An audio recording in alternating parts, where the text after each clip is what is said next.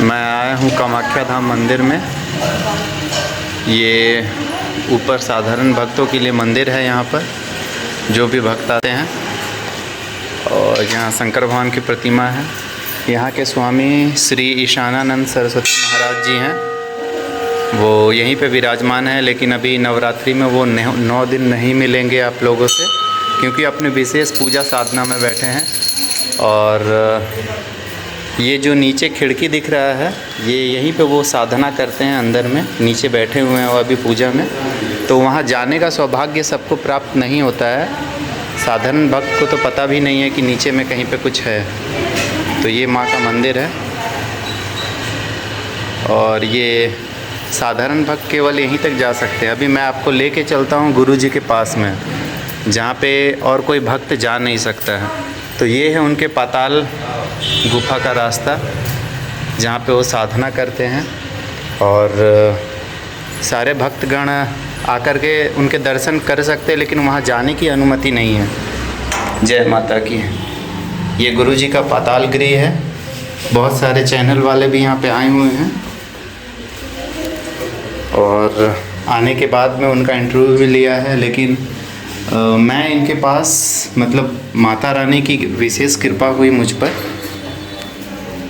गुरुजी अभी पूजा में बैठे हुए हैं। ये है इनका पाताल लोक, जो ज़मीन से 15 फीट नीचे है, और इतनी पतली सीढ़ी है, मतलब 1 फीट का, कि इसमें कोई आदमी आ भी नहीं सकता है। और गुरुजी की प्रणाम कर लूँ पहले।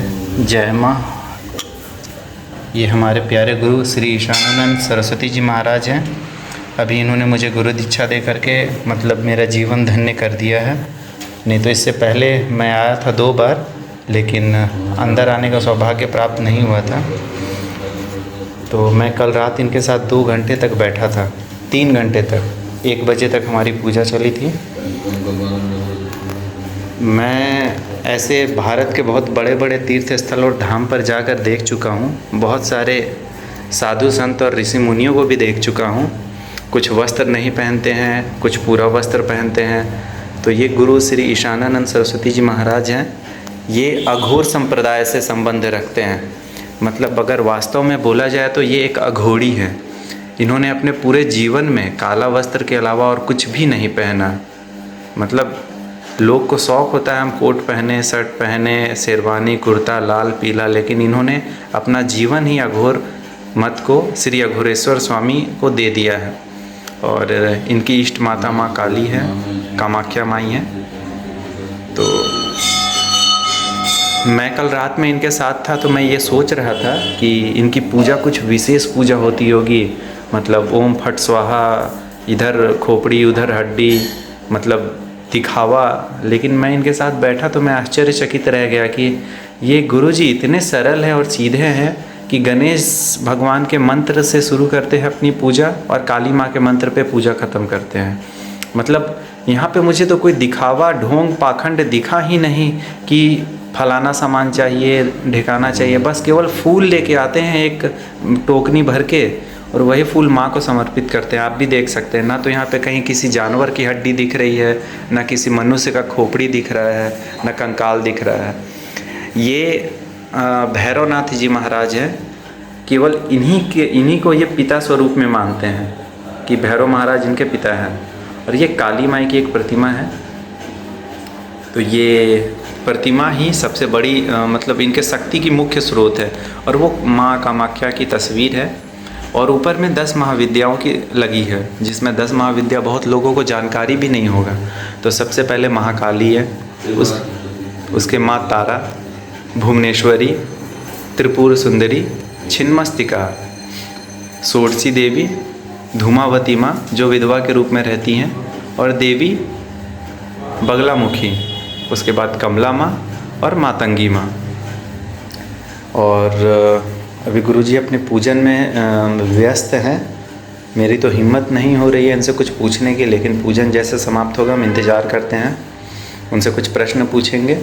और ये ज़रूर जानना चाहेंगे कि बाकी जितने भी अघोरी हैं वो शरीर पे चिता भस्म लगाते हैं, नरमुंड में खाना पानी पीते हैं, लेकिन ये जो गुरुजी महाराज हैं, इन्होंने मतलब कोई भी ऐसा ढोंग पाखंड नहीं किया, बस ये माँ को अपने बस फूल में ही प्रसन्न कर रहे हैं, गेंदा का फूल, गुलाब का फूल। और ये माता की नवरात्रि में अभी इन्होंने 9 दिन का विशेष व्रत रखा हुआ है, और ये किसी भक्त से अभी नहीं मिल रहा है, मतलब भक्त की समस्या अभी नहीं सुन रहे हैं, क्योंकि माँ की साधना में लगे हैं। ये इनके गृह का ये है, ये देख सकते हैं आप, मतलब ये ऊपर मंदिर है, मंदिर के एकदम नीचे ही है। तो यहाँ पे किसी को भी आने की अनुमति नहीं है, यहाँ तक कि इनके परिवार के सदस्य भी नहीं आते हैं जल्दी। और ये भैरव बाबा का दंड है, जिससे भूत प्रेतों का व्यवस्था कर देते हैं गुरुजी। और बस देखिए यहाँ पे मतलब ऐसे बहुत सारे अघोरी गुरु मिल जाएंगे आपको, जिनके चारों तरफ 10 चेले बैठे रहेंगे। और गुरुजी बस एक आसन में बैठे हुए हैं, पतली सी, ये तेल का दीपक है। और ये देखिए जो भक्त जो बहुत समस्या में होते हैं और मुझसे बार बार पूछते हैं गुरुजी अनुष्ठान का खर्चा लेते हैं, तो गुरुजी अनुष्ठान का खर्चा नहीं लेते। ये लगभग आधा किलो कपूर है, जो बाज़ार में 600-700 रुपये का मिलेगा, 600-700, और ये लगभग 1 पाव लौंग है। तो ये लौंग भी मतलब वही 400-500 का। तो अगर तो आप सोचिए कि मतलब आधा किलो कपूर और लौंग, ये इनको बस केवल लगता है इसी को गुरुजी मंत्र से अभिमंत्रित कर देते हैं। और उसके बाद जिन भी व्यक्ति को समस्या है, इस लौंग कपूर से अपने घर की समस्या को वो दूर कर लेते हैं। और ये कपूर ख़त्म होने से पहले चाहे उनका घर का कोई आदमी बाहर चला गया हो, घर छोड़ के भाग गया हो, पति पत्नी में कोई क्लेश हो रहा है, या बेटा बात नहीं सुन रहा है, तो बस यही है इनकी चमत्कार, ये लौंग और ये कपूर। तो आप ढोंगी बाबाओं के चक्कर में जाके 1000, 10,000, 20,000, 50,000 फूंक के आ जाते हैं, लेकिन कुछ होता नहीं है।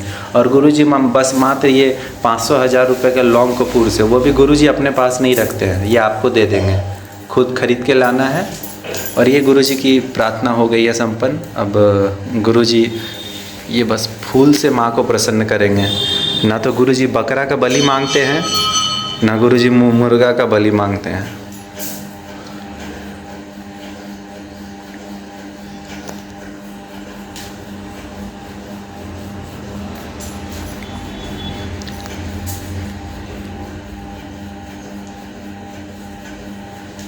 मतलब इतना साधारण पूजा मैंने अभी तक किसी अघोरी को करते हुए नहीं देखा।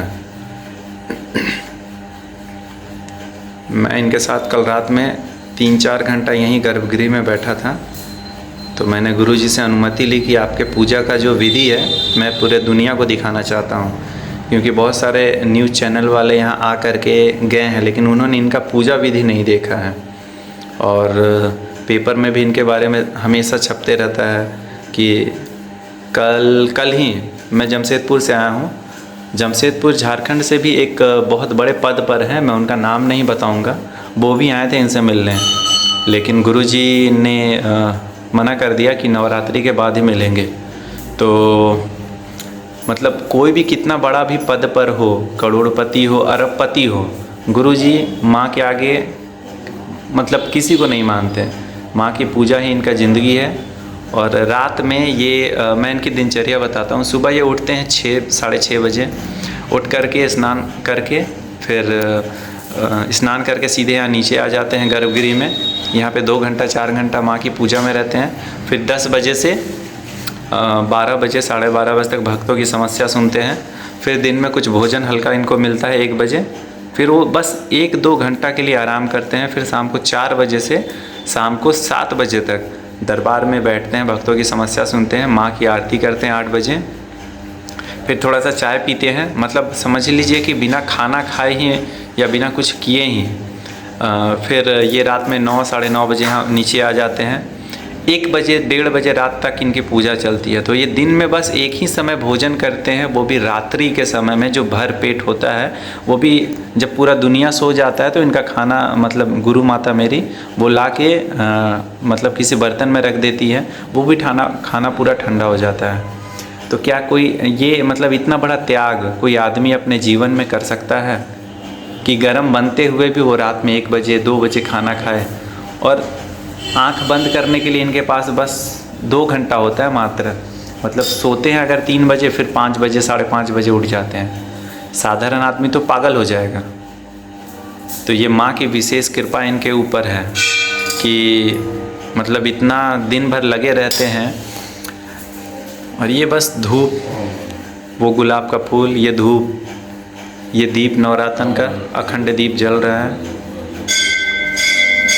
अगर आपके मित्र और आपके दोस्त ही आपको अपनी समस्या सुनाएंगे, मेरे घर में ये दिक्कत है वो दिक्कत है, तो आप उससे पीछा छुड़ाना चाहेंगे। लेकिन गुरुजी के पास मतलब साल के 365 दिन लोग केवल अपना दुख ही रोने आते हैं और चाहते हैं कि गुरुजी ठीक कर दें। लेकिन गुरुजी बोलते हैं मैं भगवान नहीं हूँ। गुरुजी कभी भी अपनी पूजा नहीं करवाते हैं कि आप मेरा पूजा करो। गुरुजी हमेशा बोलते हैं कि माई करेगी, माई जानेगी। और ये देखिए यहाँ पे ना तो कोई बहुत बड़ा मूर्ति है, ना कोई बहुत बड़ा मतलब ढोंग पाखंड है, कुछ भी नहीं। बस एक माँ की फ़ोटो रखी हुई है और ये माँ इनसे बात करती है यहाँ पर। अब कैसे बात करती है मेरे समझ से बाहर है, लेकिन माँ इनको हर समस्या का समाधान बता देती है। इनका मैं एक घटना बता रहा हूँ। यहाँ पे गुरुजी बैठे हुए हैं, अगर भूल होगी तो गुरुजी क्षमा करेंगे। करीबन आज से 3-4 साल पहले की बात है। गुरुजी भैंसाकुंड शमशान में पूजा करने गए हुए थे। तो मतलब हर जगह कुछ ना कुछ शत्रु पीछे लगे रहते हैं। तो इनकी साधना को भंग करने के लिए 5-6 लोग, शायद वो तांत्रिक रहे या कोई रहे, जहाँ पे ये साधना करते थे, वहाँ मसान बाबा के पास में, वहाँ पे कुछ ऐसा मतलब अभक्ष या दूषित पदार्थ गिरा दिया था कि ये तपस्या न कर पाए। तो उसके 1 दिन पहले ही कामाख्या माँ ने गुरुजी को सपने में या फिर सामने आके बताया कि बेटा आज तुम टॉर्च लेके जाना, क्योंकि तुम कभी टॉर्च लेके नहीं जाते हो। बस गुरुजी वहाँ पहुँचे टॉर्च लेकर के, तो देखे वहाँ पे मतलब पूरा मतलब चबूतरा में जहाँ पे बैठ के पूजन करते हैं, ऐसा पदार्थ गिरा हुआ है कि वहाँ पे वो बैठ नहीं सकते थे। कांच की शीशियाँ शायद टुकड़ा था या कुछ और, बहुत मतलब गंदगी वहाँ पे था। तब फिर गुरुजी ने मतलब बहुत क्रोध किया, अगर हो सकता उस दिन इनको कुछ नुकसान भी हो जाता। तो माता ऐसे इनकी रक्षा करती है। और एक और घटना भी बता रहा हूँ, और मैं माँ के दरबार के सामने में बोल रहा हूँ, एक भी घटना इसमें झूठ नहीं है। मैं मुकेश कुमार इनका शिष्य, मतलब मैं बहुत मूर्ख हूँ, मुझे तो बोलने का भी कुछ बुद्धि नहीं है, कुछ समझ नहीं आता है क्या बोलना है नहीं बोलना है। फिर भी मैं इनसे आज तीसरी बार यहाँ पे आके मिल रहा हूँ और इन्होंने अपना बेटा बना लिया है। मतलब लोग आते हैं इनसे मिलने के लिए, बात करने के लिए तरसते हैं। इन्होंने मुझे अपने घर में रखा हुआ है, करीबन आज 1 सप्ताह होने जा रहा है। अपना बेटा से भी ज़्यादा प्यार करते हैं। यहाँ पे बैठा हुआ हूँ तो मैं एकदम हर एक बात सच बोल रहा हूँ कि रात में जब ये साधना कर रहे थे तो अपने एक दूसरे शिष्य के साथ में, तब अचानक वहाँ नदी, बहुत गोमती नदी बहुत बढ़ी हुई थी। तो इनकी तपस्या को भंग करने के लिए कुछ प्रेत और पिशाच, मतलब करीबन 1 किलो से 1.5 किलो के बड़े बड़े पत्थर जहाँ पे मतलब तपस्या कर रहे थे, वहाँ पे इनके ऊपर चलने लगा। लेकिन इनके पास एक भी पत्थर नहीं गिरा। इनके साथ एक और शिष्य थे, वो बोले गुरुजी अब लगता है जान नहीं बचेगा, इतना बड़ा बड़ा पत्थर आ रहा है नदी की तरफ से, मतलब नदी पूरा भरा हुआ और वहाँ से पत्थर कौन मार रहा है पता नहीं। फिर गुरुजी ने ध्यान नहीं दिया, फिर पत्थर चलने लगे। तो उनका शिष्य जब रोने लगा, गुरुजी जान बचा लीजिए, अब तो मतलब हम नहीं यहाँ बैठ पाएंगे। तब गुरुजी ने क्रोध से अपनी आंखें बड़ी की और आवाहन किया, कौन है वो दुष्ट, कौन है प्रेत, कौन है पिशाच, किसकी क्षमता हो गई है जो आए यहाँ पर। तब अचानक से पत्थर चलना बंद हो गया। फिर से 2-4 पत्थर फिर इधर उधर से चले। तब गुरुजी ने जब उठाया अपना त्रिशूल और रुद्र रूप में आ गए, उसके बाद फिर वहाँ पे करीबन 1.5 से 2 फीट बड़ा ऊंचा उल्लू, जो कि 1 फीट बड़ा होता है, तो 2 फीट ऊंचा उल्लू एकदम आ करके गुरुजी के सामने में बैठा, ऊपर में जहाँ पे ये साधना कर रहे थे। और 4 घंटे तक लगातार 3-3:30 बजे रात तक वो उल्लू शमशान में ही गुरुजी के सर के ऊपर बैठा रहा। और जब तक गुरुजी की पूजा संपन्न नहीं हुई तब तक वो उल्लू ऊपर बैठा ही रहा, और उसके बाद वो उल्लू वहाँ से चला गया। तो मतलब ऐसे माँ आ करके इनकी रक्षा करती है, और इनके भक्तों की भी। ऐसे ही नहीं लोग यहाँ पे, मतलब समझिए जमशेदपुर झारखंड से मैं आया हूँ, मुंबई से, कर्नाटक से, बेंगलोर से, सऊदी अरब से, कनाडा से, मतलब मेरा नंबर व्हाट्सअप में, यूट्यूब में दिया हुआ है, तो लोग मुझे फ़ोन करते हैं रात में 2 बजे 3 बजे भी कि मेरा गुरुजी से बात करवा दीजिए, काम करवा दीजिए, फ़ोटो में चमत्कार दिखा दिया। तो गुरुजी का साफ कहना है, जिसको तकलीफ़ है, जो दुख में है, वो माँ के द्वार पर आए। मैं भगवान नहीं हूँ कि मैं फ़ोटो में चमत्कार करूँगा। जिनको भी तकलीफ़ है वो माँ के दरबार में आए, माँ से प्रार्थना करे। अब माँ की आज्ञा होगी, मैं उसके लिए करूँगा। ये देखिए, अब भोग दिखाता हूँ। बहुत सारे बड़े बड़े साधु महाराज बोलते हैं कि माँ को हमको 56 भोग लगाना है, 58 भोग लगाना है, लड्डू रसगुल्ला मिश्री चाहिए। गुरुजी क्या एक छोटा सा कटोरी में वो मिश्री जो बाज़ार में मिलता है, ये मिश्री का भोग लगा रहे हैं। तो अब सोचिए कि एक गुरु,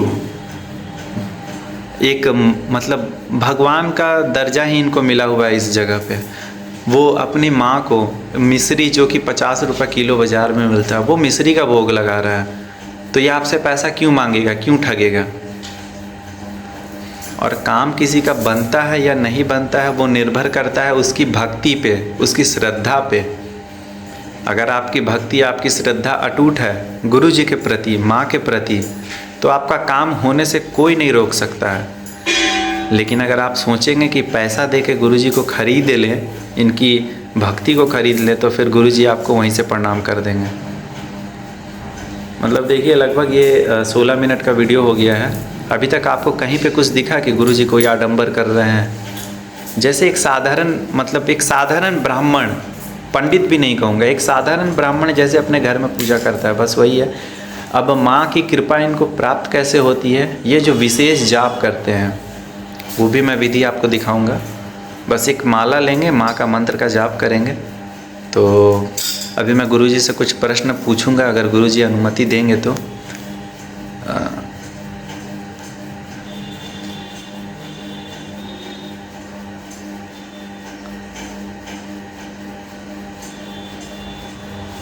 गुरुजी महाराज, पूजन के बाद आपसे प्रश्न पूछे या फिर अभी कुछ पूछ सकते हैं?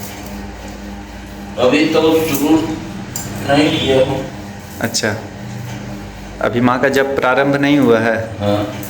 तो मेरा मन में वो जिज्ञासा था गुरुजी की, वो शमशान घाट में जो पत्थर चल रहा था, तो ये आपने मुझे बताया, तो मतलब क्या वो उल्लू जो था वो क्या माँ का सवारी था या माँ स्वयं आई थी उस रूप में? वो घटना है पुरानी, बहुत का कई साल हो गए। गोमती नदी, ये आषाढ़ सावन का महीना था, वो पुकार रही थी गोमती नदी, पूरा पानी भरा था शमशान में। तो कहीं जगह नहीं था बैठने का, तो एक ऊंचा जगह था, तो चिता वहाँ जल रही थी। हमने, हमारे साथ में एक भक्त रहा, हमने कहा बेटा वो जो चिता जल रही है उसी के सामने आसन लगा दो। आसन लगा करके हम लोग अपना बैठे, हमने उसको बोला, हमने कहा तुम भी माँ का भजन करो, हम भी अपना कर रहे थे। कहना ठीक है गुरु जी। अब सामने पानी बह रहा है, पूरा भरा है, और नदी हर हर हर कर रही। अब उतने बहाव में तो कोई नदी में रुक नहीं सकता है। एक जगह नाव भी अगर हो तो नाव भी नहीं रुक सकती, बहुत भयंकर बरसात का सीजन था ना। और रात में फिर 12 बजे के आसपास, अगर ऐसा 12-1 बज रहा था लमसम, तो उधर से गुम्मा चलने लगा नदी की तरफ से, बड़ा बड़ा गुम्मा, तो बंदर से गिरे बगल में। वो लड़का जो है घबरा गया, उसने बोला कि अगर एक गुम्मा अगर मेरे सिर पर अगर गिर गया तो मैं तो मर जाऊंगा, हमारे बच्चे हो जाएंगे अनाथ। अब मैं करूं तो क्या करूं? और महाराज जी बोले हैं हमको डिस्टर्ब न करना। तब तक एक गुम्मा फिर गिरा उसके बगल में, तब भी वो नहीं कुछ बताया हमको। और हमारा पसीना सत्तर होने लगा। 5-6 गुम्मा जब गिरा है तब सोचा कि अब प्राण नहीं बचेंगे। गुम्मा का मतलब बड़ा वाला पत्थर? हाँ हाँ, गुम्मा जो गड्ढा गुम्मा जिसको कहते हैं। अच्छा, मतलब हम लोग के उधर झारखंड में मतलब लोग गुम्मा नहीं समझते हैं, बहुत सारे लोग पत्थर, बड़े बड़े ढेला। हाँ हाँ, ढेला ढेला। अच्छा, पत्थर कहिए, ईंटा कहिए। हाँ। तो फिर हमको हाथ अपने पकड़ के हिलाया महाराज जी। अब हमको अपने शरीर को कंट्रोल करने में 2 मिनट लगा। हमने कहा क्या हुआ? तब तक एक गुम्मा मेरे बगल में गिरा। तो भाई इतनी रात में गुम्मा कहाँ से आ रहा, और नदी की तरफ कोई नजर नहीं आ रहा। कहने महाराज ये 6वां 7वां गुम्मा है, अब प्राण नहीं बचेंगे। तो जैसे लगे कि हमारे शरीर में पूर्वोत्तर ज्वाला धधक उठी। हमने कहा है बच्चों के नहीं, ऐसा कैसे हो सकता है? अरे मरना है तो पहले हम मरेंगे, तब तुम अपना निकल लेना चुपचाप पतली गली से। लेकिन हमारे रहते हुए तुम्हारे ऊपर कोई आँच नहीं आएगी, परेशान ना हो। वही फिर हमको गुस्सा लगा बहुत भयंकर। फिर हम एक सांस में हजारों गाली प्रेतों भूतन पिशाचन के सबको, जितने भी वहाँ शक्तियाँ थी सबको हम माँ बहन करके हमने कहा हिम्मत है साले तो आ जाओ सामने प्रकट हो, जो तुमको करना है कर लो हमारा। हम भागने वाला बंदा नहीं हूँ, तो तुम उत्पात मचा दो तो हम फुर्रत भाग जाएं। हम यहाँ माँ की तपस्या करने आए हैं, हम यहाँ शमशान घाट को लिखाने नहीं आया और न यहाँ हम और कुछ करने। हम तो चुपचाप अपने भैया के भजन भाव में लगा। तो तुमको काहे तकलीफ हो रही, तुम लोगों को क्यों तकलीफ हो रही? फिर हाथ में जल लेकर के बजरंग बाण का हमने साधना किया है, तो बजरंग बाण को मारा, वज्र शक्ति पूरा शमशान सन्नाटे में आ गया। उसके बाद इतना बड़ा उल्लू आया, जैसे होते हैं ना वो गिद्ध। बड़ा जीवन में हमने पहली बार इतना बड़ा उल्लू देखा। इतनी बड़ी बड़ी आँखें और इतनी बड़ी खोपड़ी, इतने बड़े चोंच और कायदे का था। वो सामने टीना का इंगल निकला, तो उसे इंगल पे आकर के बैठा। तो हमारी नजर पड़ी, हमने कहा माँ आ गई। माँ के वाहन है तो माँ भी होगी, नहीं माँ होगी तो अपने वाहन को, अपने दूध को किसी को दे हमारी रक्षा के लिए। तो वो उल्लू, अब बताइए 1 बजे के बाद, 1 बजे रात से मानन ले करके और 3 बजे रात तक एक ही जगह बैठा रहा और केवल गर्दन इधर उधर घुमावे, चारों तरफ दृष्टि दौड़ावे और शमशान पूरा सन्नाटे। हमने भक्त से कहा, हमने कहा भैया देखो माँ है और परेशान न हो, तुम चुपचाप अपना भजन करो, अब हमको भी करने दो। 3 बजे जब पूजा खत्म हुई, आरती करके और मत्था टेका हूँ, तो फिर जब ऊपर गर्दन किए तो वो लोग आए। तो हम माँ को प्रणाम किए। हम कहा माँ इतनी देर तक आप हमारी सुरक्षा में लगी रही, मैं कोट प्रणाम बंदन करता हूँ मैया आपको। इसी तरह अपने पुत्र की सदैव रक्षा करना माता रानी। हमारी यही दुनिया है, हमारा यही समाज है। और आज भी शमशान में ही जाता हूँ और तपस्या वहाँ भी करता हूँ, मेहनत करता हूँ, कर्म करता हूँ। लेकिन जैसे लोग कहते हैं कि अघोर पंथ के अघोरी, तो भाई देखो वैष्णव संप्रदाय के लोग तो तपस्या करने वहाँ नहीं जाएंगे, सीधा बात है। शमशान में वैष्णव संप्रदाय के लोग तो नहीं जाएंगे, और जाएंगे तो खाली ड्रामा करने जाएंगे, वहाँ नाटक करके चले आएंगे। क्योंकि रात में शमशान में वहाँ कोई भागवत कथा तो पढ़ने जाएगा नहीं, रामायण तो पढ़ने जाएगा नहीं। तो थोड़ा बहुत पूजा पाठ करना है, अपने को दिखाना है, तो भैया गए शाम को 6 बजे छू छा करे, दिया बाती करे, उसके बाद 8 बजे 9 बजे निकल गए। हमारा तो टाइम 10 बजे के आसपास है जाने का।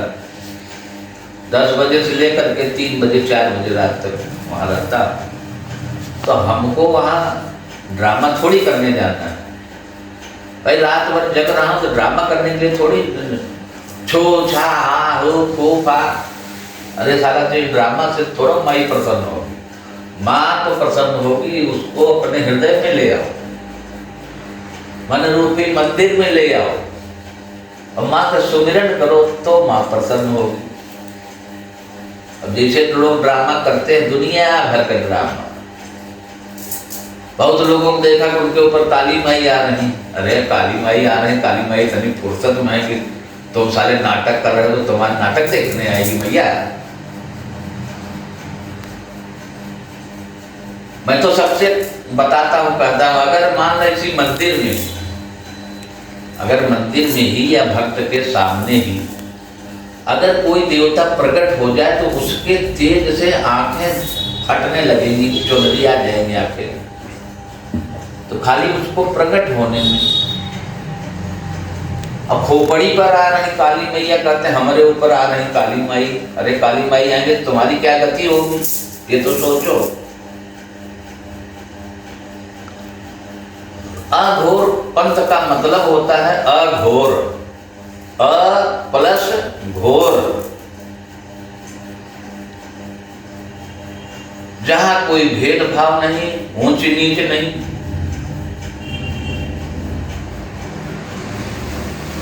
कोई घृणा नहीं, किसी से कोई द्वेष नहीं, मतलब शुद्ध अशुद्ध सब उनके लिए बराबर है। चाहे मान सम्मान हो, मान हो, कुछ भी हो, अघोर पंथ को उससे कोई मतलब नहीं। अच्छा गुरुजी, एक और प्रश्न है। मैं मतलब कुंभ भी गया था, वहाँ भी लगभग 1 महीना रहा था, और मतलब उज्जैन, महाकाल और बहुत बड़े बड़े अघोरियों के साथ रहा हूँ। तो उन लोगों को मैं देखता हूँ 4 हड्डी का खोपड़ी रखता है, उसी में खाना पीना। और आपके पास हम आए तो देखे, कल रात में आपके साथ 2-4 घंटा बैठे यहाँ नीचे में, तो कोई भी ना तो हड्डी का एक ठो मतलब दांत भी नहीं दिखा, तो खोपड़ी उपड़ी। तो मतलब वही लग रहा है कि इतना मतलब बाकी लोग दिखावा करते हैं क्या? दिखावा तो है ही। एक अघोरी हमको मिला वही शमशान में, इतनी बड़ी खोपड़ी रहा, उसी में अपना पानी पीता था, उसी में कुछ खा लेता था। तो हमने कहा ये क्या है? अगर खोपड़ी है तो हम कहा इससे क्या होता है? तो हम कहने लगे इससे सिद्धि प्राप्त होती है। तो हमने कहा पहले तू अपनी साले खोपड़ी ठीक कर, अपनी पहले अपनी खोपड़ी ठीक कर ले, तभी दूसरे की खोपड़ी का इस्तेमाल कर। तो तेरी खोपड़ी ठीक नहीं है तो उसकी खोपड़ी से कौन सिद्धि मिलेगी?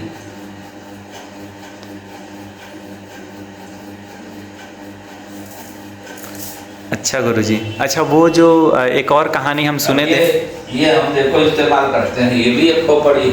हाँ हाँ यही है। अब ये नारियल का है, हाँ कटोरा, हाँ, ये भी नारियल का। और एक हम कप भी देखें जिसमें आप चाय पीते हैं। हाँ वो भी बनाया, वो माने दिया है, वो उसका रूप अलग है, वो योनि मुद्रा रूप में है कटोरा। वो कटोरा जल्दी कहीं किसी मिलता नहीं। हाँ और न मिला। हाँ, तो मतलब ऐसा हम देखे हैं कि बागेश्वर धाम जो है उनके दादाजी के पास वो कटोरा था, उसी में वो चाय पीते हैं। तो उनको तो मिल गया अपने दादाजी से, लेकिन आपके पास भी वो ऐसा दूसरा कटोरा हम देखे हैं। अच्छा गुरुजी, वो लाल लाल वहाँ पे क्या रखा हुआ माँ के फोटो के सामने में? ये हाँ, ये भी माँ की कृपा है। इसको एकाक्षी नारियल बोलते हैं। एकाक्षी नारियल क्या होता है गुरुजी? एक आँख, जिसमें एक आँख हो। अच्छा, हर नारियल में 2 आंखें होती है, एक मुंह होता है। अच्छा, अब जैसे ये है, साफ साफ दिखाई दे रहा है। हाँ, ये तो लग रहा है कि 2 आँख 1 मुंह 2 आँख है। हाँ, और ये नीचे वाला मुंह है। हाँ, लेकिन उस नारियल में केवल एक आँख है, ये ऊपर एक आँख है, मुंह है बस। तो ऐसा संभव है क्या गुरुजी? होता है? हम तो आज तक मतलब क्या हम तो देखे होंगे, शायद आपके और भक्त लोग नहीं देखे हैं। तो एक आंख वाला नारियल है। अच्छा उसको एक हमने सरस्वती माँ के श्री चरणों में समर्पित किया जी। एक दूसरा है एक आंख वाला नारियल, उसको काली माँ के श्री चरणों में समर्पित किया जी। एक है उसको माँ लक्ष्मी माँ के चरणों में समर्पित किया जी। 3 नारियल वो हैं त्रिदेवियों के रूप में जी। और इधर जो नारियल है वो त्रिलोकीनाथ भगवान शिव के स्वरूप है। अच्छा क्योंकि उसमें 3 आंखें हैं। अच्छा 3 आँख। 3 आंख, एक मुंह और 3 आंख है उसमें। तो ऐसा तो हम आपका मुंह से आज पहला बार सुन रहे हैं कि 1 आँख 3 आँख। और ये क्या आपके पास वो, अच्छा वो जो नारियल वहाँ पड़ा हुआ वो क्या है वहाँ पे? वो एक उधर एकादशी है। तो दिखाइए, आपके जो भी भक्त हैं जो आज तक नहीं देखे हैं वो देख करके अगर समझ पावे तो। अब ये थोड़ा तो काला हो गया, गंदा हो गया है। तो मतलब क्या ये 2 आँखी है या 3 आँखी है इसमें? ये सिर्फ एक आंख है। अच्छा एकाक्षी नारियल है। हाँ। तो जो भी भक्तगण इस वीडियो को देख रहे हैं और पूरा देखें। अभी गुरुजी का ये सबको सौभाग्य प्राप्त नहीं होता है इनसे इतना बैठ के बात करने का, क्योंकि ये बात ही नहीं करते हैं ज़्यादा। समस्या का समाधान बताएं फिर चले जाएं। ये देखिए गौर से, तो ये मुंह है जी जी जी जी जी। और इसके ऊपर आंख है एक। हाँ गुरुजी, दूसरा तो दिख ही नहीं रहा इसमें। दूसरा और कहीं नहीं, कहीं नहीं। अच्छा तो ये एकाक्षी नारियल का क्या लाभ होता है गुरुजी? ये एकाक्षी नारियल जो होता है माँ का प्रिय है। अच्छा। और हमारे गुरुजन और बुद्धिजीवी लोग कहते हैं लक्ष्मी माँ का स्वरूप है। अच्छा। लेकिन हम तो लक्ष्मी माँ, काली माई, सरस्वती माई तीनों माँ को समर्पित किया। ये है रूप एकाक्षी नारियल का। अच्छा गौर से देख लियो, दिखाई दे रहा है नहीं? हाँ दिख तो रहा है गुरुजी, दिख रहा है। तो ये आपने जानकारी जो दे दी है। अच्छा अब वो जो है भगवान भोलेनाथ का मतलब 3 आंखें हैं और एक मुंह है। अभी देखते हैं अगर माइक की। जय हो प्रभु। चलिए, आप लोग का सौभाग्य बहुत है जो आप लोग मतलब इस चीज़ का दर्शन कर ले रहे हैं। और गुरुजी मतलब बहुत खुशी खुशी ये करवा रहे हैं। नहीं तो किसी का हिम्मत नहीं होता गुरुजी के पास आके बात करने का, यहाँ आने का, इस कक्ष में आने का। तो मतलब ये चीज़ें अनमोल चीज़ें हैं और जल्दी नज़र नहीं आएंगी, कभी नज़र नहीं आएंगी जल्दी। इसलिए मैं दिखा रहा हूँ कि सभी लोग दर्शन करें भगवान शिव के स्वरूप का। और फिर मैं बोल रहा हूँ गुरुजी ना तो पूजा में कुछ सामान लगाते हैं, ना आपका बकरा मुर्गा मुर्गी कुछ नहीं लगता है। जो सामान लगता है अनुष्ठान का वो आप खुद से लेके आएंगे। हवन में चाहे आप 50 किलो घी ले आएँ या 1 कुंटल घी ले आएँ। ठीक है, देखिए ये एकाक्षी नारियल है। गुरुजी ने मतलब इसमें वो पूरा पूजन विधि करके रखा हुआ है। तो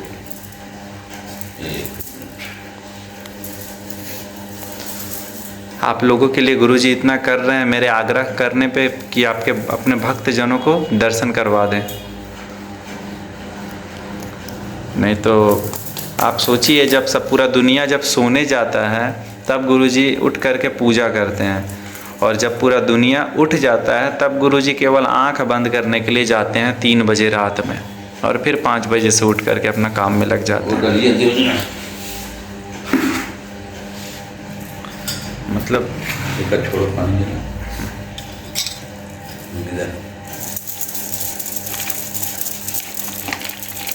आप लोगों के लिए केवल गुरुजी इतना कष्ट कर रहे हैं।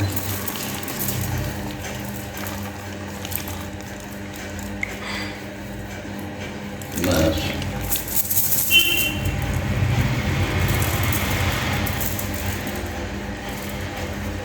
अगर कमेंट में आप सब ज़रूर बताएं, किसी ने आज तक एकाक्षी नारियल देखा है क्या, या किसी ने त्रिअक्षी? इसको दिखाओ गौर से, इसमें कितनी आंखें हैं ऊपर और 3 और वो मुंह। गुरुजी थोड़ा सा ऐसे ऊपर का तरफ ऐसे रखिए। हाँ अभी ठीक दिख रहा है। ये देखिए इसमें कितनी आँख हैं, मतलब 2 आँख तो सीधे दिख रहा है, एक तीसरा नेत्र भी दिख रहा है ऊपर में। तो ये सच में त्रिलोकीनाथ भोलेनाथ महादेव का मतलब लग रहा है कि उन्हीं का स्वरूप है। हर हर महादेव। देखो ये है मुंह, हाँ एक आंख ये है, हाँ एक आंख ये है, हाँ, और एक आंख ऊपर है, तीसरा। गुरु जी, तीसरा नेत्र। क्या हम छू के आशीर्वाद ले सकते हैं? हाँ, जय हो गुरुदेव महाराज की, जय हो गुरुदेव महाराज की जय। भोलेनाथ साफ अगर आंखें दिखाई दे रही मुंह। हाँ गुरुजी, इसमें 4 दिखाई दे रहा है। हमें वीडियो आपको दिखा देंगे थोड़ा देर बाद जब ख़त्म होगा। तो आपसे बहुत प्रश्न पूछना है आपका। हम मतलब आपको विघ्न तो नहीं पहुंचा रहे आपका पूजा में? अब विघ्न तो है ये, हम लेट हो रहा है हमको। तो थोड़ा सा और समय लेंगे गुरुजी, 5-10 मिनट की। मतलब लोग जान जाएं कि सच्चा गुरु कैसा होना चाहिए, या गुरु हम किसको बनाएं, किसको गुरु बनाना चाहिए, ढोंग पाखंड करने वाले को या माँ के सच्चे भक्त को। क्योंकि एक ऐसा बोला जाता है, शीश दिए जो गुरु मिले तो भी सस्ता जान। मतलब अगर आपको अपना सर कटाने के बाद भी एक अच्छा गुरु मिल जाए तो आपके लिए सस्ता है। तो कभी पाखंड में न पड़े। और जो अब हम तो अपने को कैसे कहूँ मैं बहुत सच्चा गुरु हूँ, मैं क्यों कहूँ? तो देखिए मेरे गुरु तो अनुभव करने वाले अनुभव करें ना। गुरुजी सबसे बड़ा बात है ना, क्योंकि मैं बहुत जगह मैं बहुत गुरुओं को देखा हूँ यूट्यूब, फेसबुक और लाइव में भी, कि मतलब 4 चमचे आगे पीछे ये हैं वो हैं, लेकिन आपके आगे पीछे कोई नहीं रहता है। मैं भी बहुत दूर से आया हूँ तो मुझे सौभाग्य प्राप्त हुआ। आपका पूजा स्थल भी एकदम शांत है, केवल यहाँ पे कुछ नहीं, केवल घी का दीपक जल रहा है, एक सरसों तेल का दीपक है, और भोग के नाम पे मिश्री और ये फूल माला, बस। अच्छा गुरुजी, वो उसका क्या कहानी था, वो जो माँ आपको बताई थी टॉर्च लेके जाना? वो तो बड़ा लंबी कहानी है। अच्छा। दूसरे वीडियो में। अच्छा, दूसरा वीडियो में बताइएगा। हाँ। तो अच्छा गुरुजी, आप मतलब ये लाइन में कब आए, कितना दिन पहले, कैसे आपका मन में कब से कि हमको जाना है, माँ का साधना करना है, सिद्धि करना है? अरे हम तो बचपन से ही, जब से होश संभाला हूँ तब से ही भाव भक्ति में लगा हूँ। हाँ। हमारे नाना संत थे। हाँ। ननिहाल में हम पैदा हुए थे जी। वहीं पले बढ़े। हाँ। तो वहाँ हर हफ्ते साधु संतों का आवागमन लगा रहता था। अच्छा। तो हमको उनकी सेवा करने का बड़ा आनंद आता था, उनसे बात करने में बड़ा आनंद आता था, और उन लोगों से कहते थे कि हमको भी। हाँ गुरुजी, तो आप बता रहे थे नाना जी संत थे। ये त्रिअक्षी नारियल भगवान शिव को समर्पित है और उनके चरणों में ही गुरुजी ने रख दिया है। और मतलब जिन लोगों ने भी देखा,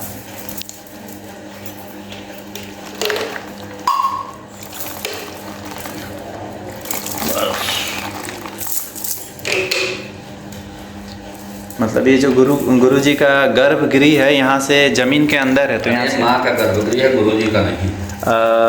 भूल हो गई मेरे से, ये माँ का गर्भगृह है जहाँ गुरुजी साधना करते हैं। तो यहाँ पे पानी निकलने का कहीं भी रास्ता नहीं है, मतलब कहीं से भी नहीं, चारों तरफ आप देख सकते हैं। और एक छोटी सी डिब्बिया है, गुरुजी उसी में अपना सब काम करते हैं और फिर यहीं पर लग जाते हैं। मेरे को तो पता ही नहीं चला मेरा यहाँ पे 8 दिन कैसे पूरा हो गया। मेरी माता को भी चिंता हो रहा है कि कहाँ गया, खा रहा है, पी रहा है, नहीं। लेकिन गुरु माता अपने बेटे से ज़्यादा मुझे प्यार करती है। मंगलवार को उपवास रहता है तो मतलब भूखे नहीं रहने देती है। केला, सेव, संतरा, मिठाई, दूध, दही, लस्सी, आइसक्रीम। तो सच्चा गुरु मिलना मतलब भगवान मिलने के समान है। तो हाँ गुरुजी, आप बता रहे थे नाना जी संत थे, लोग साधु से आते थे आपके वहाँ? हाँ, तो वहाँ साधु संत बराबर आते जाते रहते थे। हाँ। और उनकी सबकी सेवा में करता था। उनको जैसे पंखा चलाना है देहातों में, उस समय कोई सुविधा नहीं थी बिजली की और पंखा की, तो हाथ वाला पंखा हम चलाते थे। उनको नहलाना है, जुड़ाना है, या जो भी सेवा भाव है तो साथ साथ में रहते, हमको अच्छा लगता। तो वो भक्ति भाव तो बचपन से था। अब बचपन से क्या कहें, हम तो यही कहेंगे कई जन्मों के कर्मों के साथ से लगा हुआ चला है। तो मंत्र दीक्षा के लिए मैंने कहा, तो मंत्र दीक्षा वही साधु संत लोग कहते थे, अच्छा अब की आऊँगा बच्चा तब फिर करूँगा तुमको। अब की आऊँगा करूँगा, अब की आऊँगा करूँगा, और नहीं किए। फिर हम चले आए 1974 में लखनऊ। 74 में लखनऊ आए, यहाँ हमारे चाचा वगैरह रहते हैं। फिर कुछ दिन लखनऊ रहे, फिर गाँव चले गए, फिर आए, फिर चले गए, आना जाना लगा रहा। फिर 1980 से जो है हम फिर परमानेंट यहाँ रहने लगे लखनऊ में, परमानेंट। आपका गांव ऐसे है कहाँ पे गुरुजी, जहाँ पे मतलब आपका जन्म हुआ था? जौनपुर जिला है। जौनपुर। तो आप अभी भी वहाँ जाते हैं? हाँ। मतलब मातृभूमि को आप अभी तक नहीं छोड़े हैं? नहीं माँ, हम तो शुरू से माँ भगवती से शुरू से मैं बोला था कि मैया हो, अगर हमारी शादी न करवाती तो तब तो हम जहाँ मस्त मौला की तरह जहाँ मर्जी वहाँ आते जाते थे। अब जब तुमने शादी करवा दिया, किसी एक कन्या को हमारे घर ले आई हो, तो मैं उसको छोड़ करके, उसको कष्ट दे करके मैं जंगल में नहीं जा सकता हूँ, तब हरिद्वार और अयोध्या नहीं भाग सकता। हम उसको साथ ले करके तपस्या तुम्हारी करेंगे और तुमको आशीर्वाद देना पड़ेगा। और हमारी धर्म पत्नी जी हैं अभी। हाँ, माँ से तो हम मिले हैं, गुरु माँ। और बच्चे हैं, नाती पोते हैं, सभी हैं। और हमको उनसे सबसे कोई विशेष नहीं, भैया तुमको जो जरूरत हो बता दो हमको, हम वो व्यवस्था माई कृपा से करवा देते। लेकिन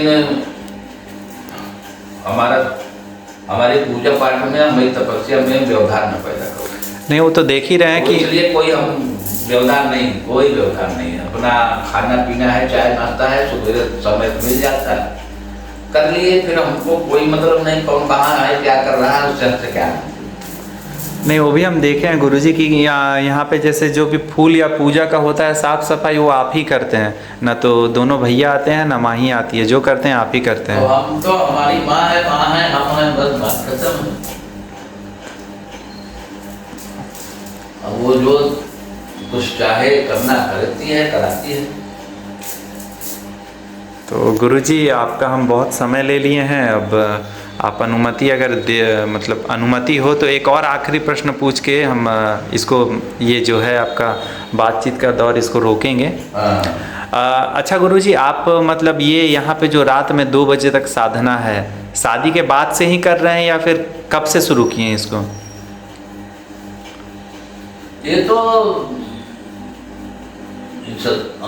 1980 से, जब तपस्या हम कर रहे थे शमशान में, तो वहाँ रात भर जागते थे ना। फिर अच्छा। 10 बजे जाते थे, वहाँ से 4 बजे आते थे, तो सारी रात जागते थे। तो वो आदत धीरे धीरे पढ़ते पढ़ते पढ़ते वो आदत पड़ी है। वो पूजा करें चाहे न करें, नींद नहीं आएगी हमको। 2-2:30 बजे के बाद नींद आएगी। तो लगता है गुरुजी अब आपका वो आदत मेरे को भी थोड़ा थोड़ा लग गया है। अब 2 बजे, और अब क्योंकि रात में जागना है, तो अब बहुत से ऐसे भक्त लोग हैं बेचारे जो हर जगह से थक हार चुके होते हैं, बड़े बड़े बाबाओं तांत्रिकों से और तरह तरह के लोगों से लुटा चुके होते हैं, तब यहाँ पहुँचते हैं। तो उनसे मैं कहता, भैया जो पूजन पाठन की सामग्री लगे उसकी तुम व्यवस्था कर दो बस।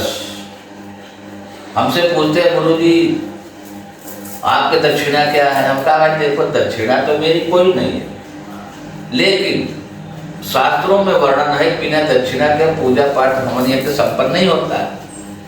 और दुनिया कर रही है, दुनिया ले रही है, तो भैया जो तुमको खुशी हो वो तुम अपना कर देना, तो बात खत्म। तो सुन लिए कि गुरुजी पैसा नहीं मांगते हैं, दक्षिणा में आप 1 रुपया दीजिए या 1 करोड़ दीजिए, बस वो आपकी श्रद्धा है। अब इसी के साथ हम लोग गुरुजी से विदा और अनुमति लेते हैं। जय माता की गुरुजी। जय हो माँ, जय हो मैया, जय। थोड़ा आशीर्वाद अपना बेटा पे भी दे दीजिए। जय हो गुरुजी।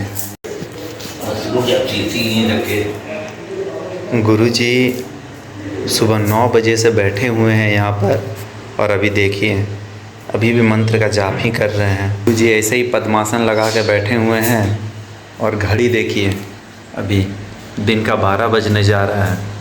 मतलब सुबह 9 बजे घुसे थे, अभी गुरुजी को और 2 घंटा लगने वाला है। तो मैं गुरुजी से अनुमति लेकर अब यहाँ से निकल रहा हूँ चुपचाप। मैं दोबारा फिर आऊँगा जब इनकी पूजा संपन्न हो जाए तब। क्या कि इतना शक्ति सामर्थ्य मेरे पास नहीं है कि माँ के तेज को मैं बर्दाश्त कर सकूँ। यहाँ बैठने के बाद ऐसा लग ही नहीं रहा है कि ये मतलब इस दुनिया में हम हैं। ये देखिए, ये वेंटिलेटर ऊपर दिख रहा है ना, ये मंदिर का ज़मीन है। मतलब यहाँ से एग्जॉस्ट फैन से केवल हवा बाहर जा रहा है। और मैं अभी ऊपर जाके भी आपको दिखा दूँगा।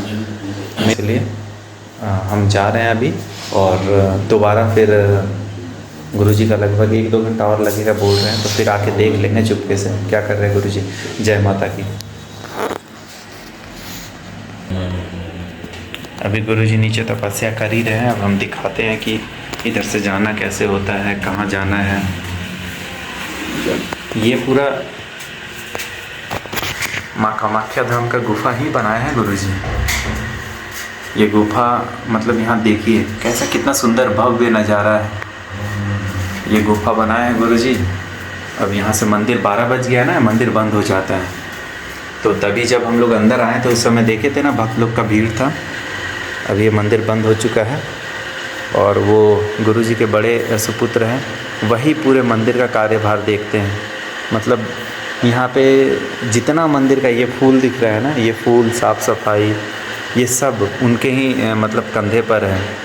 वो उनको समय ही नहीं मिलता है सेवा करते करते। ये मंदिर का गेट बंद हो चुका है। अब यही गुरुजी का स्थान है, और जो भक्त रह गए हैं वो जा रहे हैं। मैंने दिखाया अभी 12 बज रहा है, गुरुजी को 2 बजेगा, 3 बजेगा।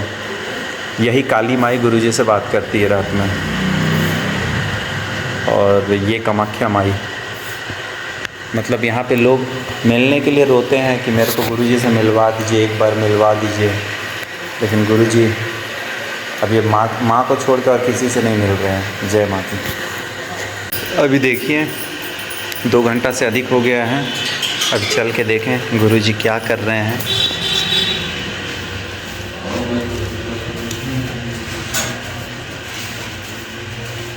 मतलब मेरा सौभाग्य है कि मैं अंदर जा सकता हूँ बिना अनुमति के अब, नहीं तो पहले मेरी भी हिम्मत नहीं हो रही थी।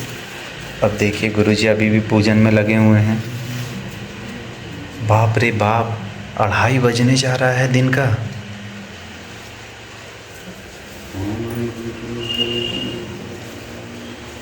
देखिए सुबह 9 बजे से बैठे हुए थे जो पूजा करने के लिए, 2:30 बजने जा रहा है, और गुरुजी अभी भी ध्यान में लगे हुए हैं।